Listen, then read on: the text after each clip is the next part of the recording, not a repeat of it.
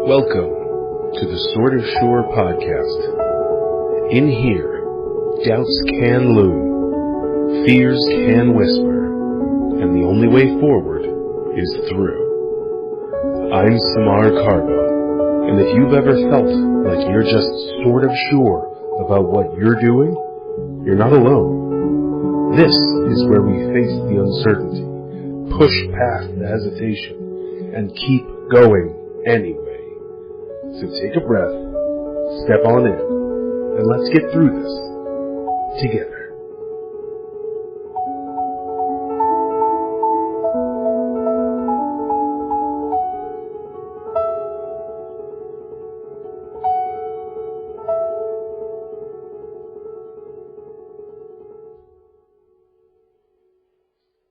Hello everyone, and welcome to the Sort of Sure podcast. It's number 2.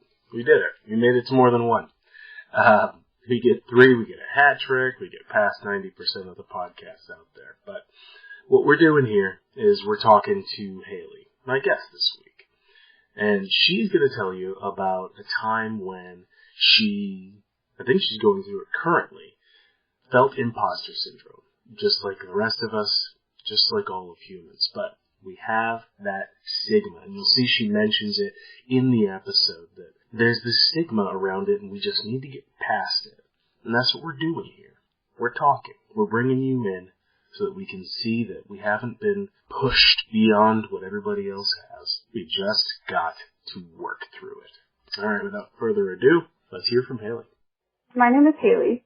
I am a person in long-term recovery from a battle with mental illness. That's how I describe myself. And I am 3/4 of the way through the process, probably even more than that, of becoming a certified behavioral health peer support specialist. I did the training class that's required to receive that certification, and it's a lot.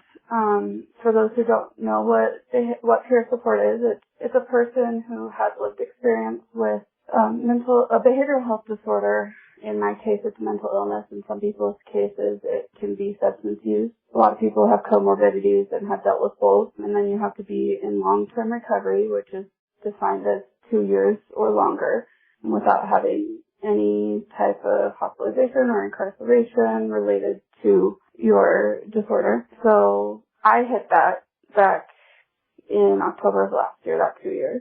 And so I got into this class, and it was awesome. And I'm very excited that I get to do this job, because what I'm going to be doing is essentially using my experience to help people who are trying to maintain their recovery or who would like to get to recovery. Almost like a therapist, but more personal and less professional restrictions.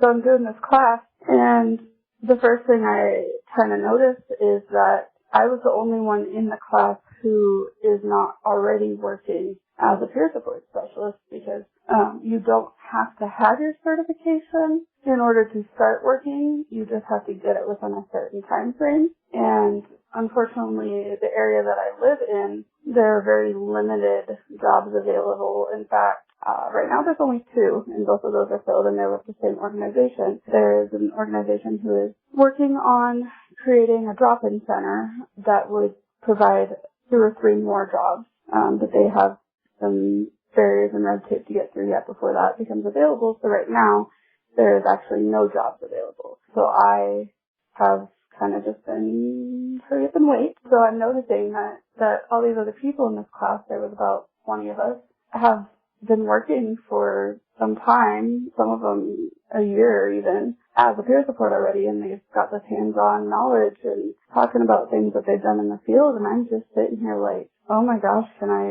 what about me is it that I can't get a job and everybody else here can, from other small communities, and there was even people in the class from my community, and that's that imposter syndrome. Like, you have to step back and not kind of learn.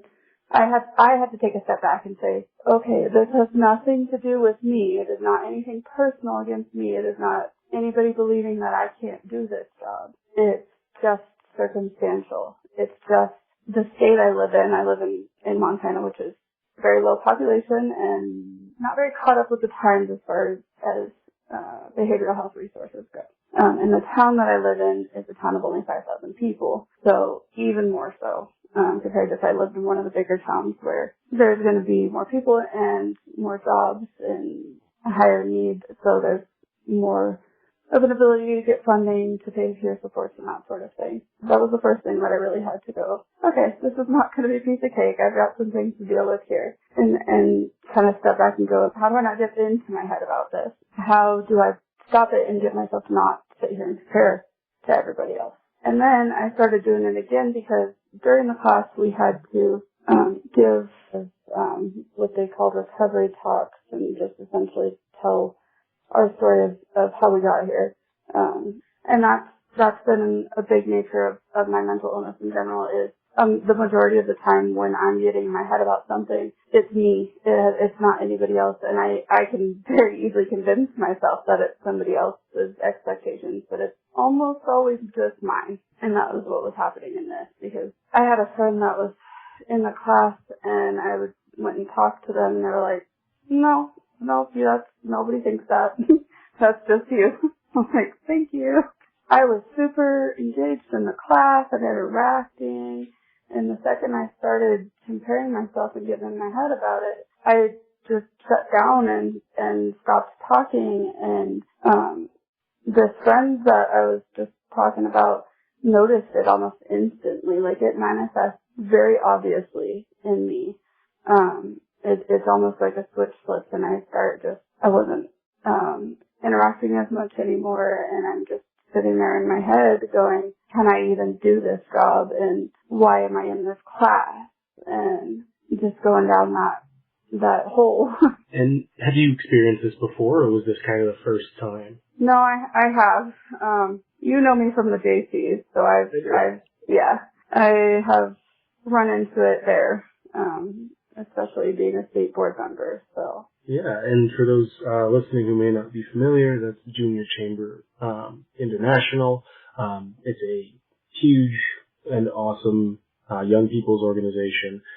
It does a lot of good in the world. So being in a leadership position there, it's pretty easy to start feeling those imposter syndrome feelings. Yes, it is. So you said you've experienced this before. In the past, how have you gotten yourself out of this funk that seems to manifest? So for me, and this goes through all of my struggles with any kind of mental illness, but especially with something like imposter syndrome, is my biggest thing has been my support system, because some of my various diagnoses that I have, it makes it very hard for once I start going down that rabbit hole for me to get to where I can rationalize it and say, okay, your brain is telling you this, but that's not reality. Sometimes I can. It kind of varies from situation to situation, but more often than not, I have people that I can say, hey, here's what's happening, and it helps a lot, like in the peer support class where I have my friend in there who is familiar with how my brain works, or in the JCs, I have some people that know me pretty well, and I can go, hey, here's what my brain is telling me. I don't think it's correct. Can you help me, talk through this?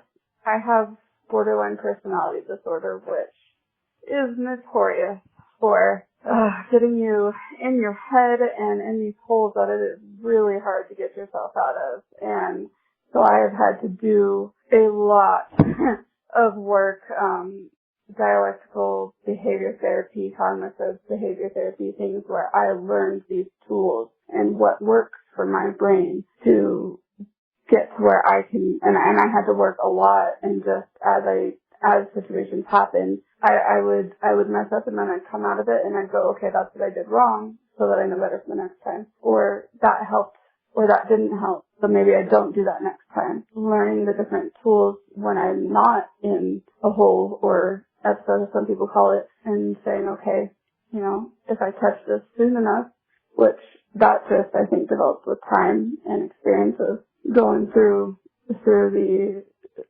throes of having mental illness and running into it and going, okay, this is how I recognize when I'm starting down a hole, and here's what I can do to try to stop that or lessen it. And this is when I need to do it, because if I get to a certain point, I've noticed it's a lot harder. Yes, and I love what you said there, and I want to highlight it, that you learn these new skills when you're not in that problematic state, when you're not in that altered mindset. And when I see that, I wonder, is that, because I feel like whenever we're sort of getting ourselves out of something, and I'm depressive by nature, so, I get a little bit of that, but of course very differently. And for me, there is a moment, I call it my scary shift, where I just have to be courageous and say, your brain is lying to you.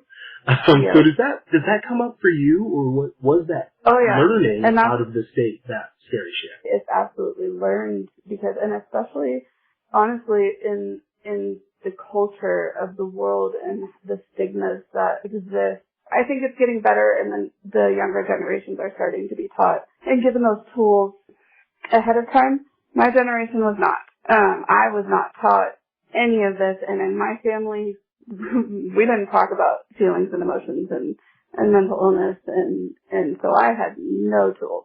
That's been learned of how to even go, oh, hey, my brain was altered in that situation, and now I'm doing better and I'm out of it. But here's what it looks like if I start going into it again, and how I can get to where I can go, okay, that's not true, because it feels very real when you're in those holes and those dealing with those situations and facing things like imposter syndrome. It's really hard to say, okay, I don't think this is right.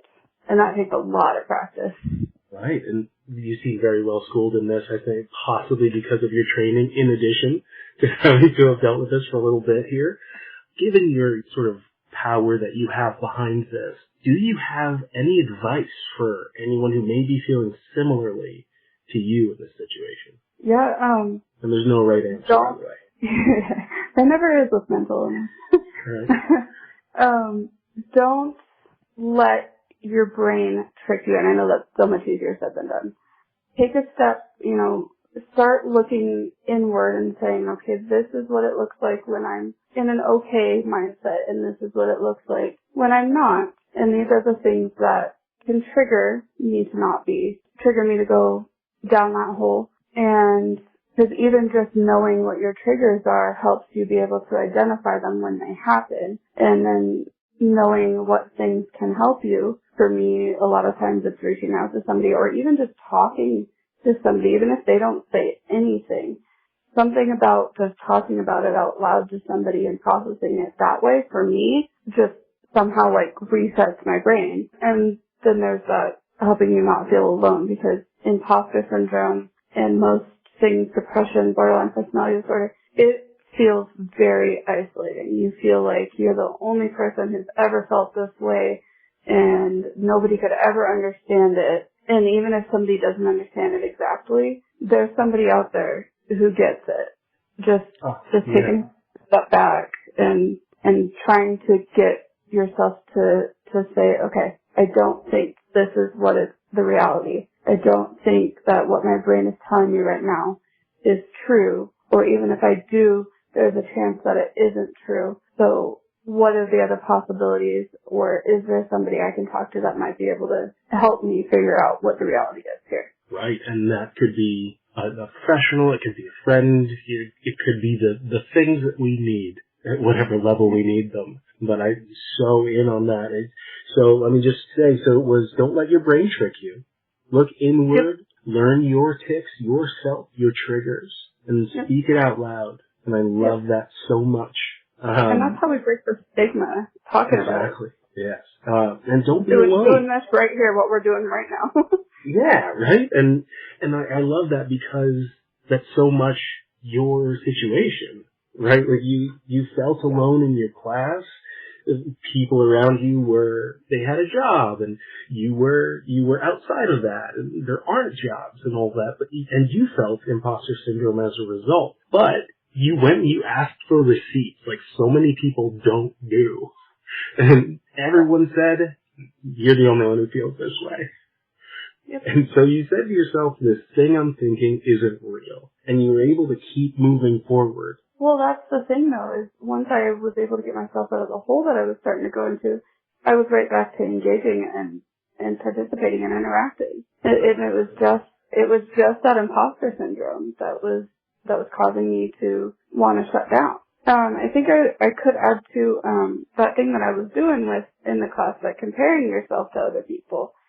You can't do that when you're facing something like this, because no two people are the same, and no two people's situations or stories are the same. And so all it's ever done for me is cause problems, to sit there and go, well, this person's been through this and that's so much more than I've ever gone through, and they're here doing this and I'm not doing that yet, and so on and so forth. And then that just adds to that imposter syndrome, and you go even more so like, why am I here? Can I do this? But you have to be able to step back and go, I have a story that can help other people, and that's why I'm even here and why I want to do this. And it doesn't matter that so-and-so has been through this, and it seems so much more, whatever word I'm looking for, than what I've been through. But that's not true. Just because it's different doesn't mean it's better, or mine is any less,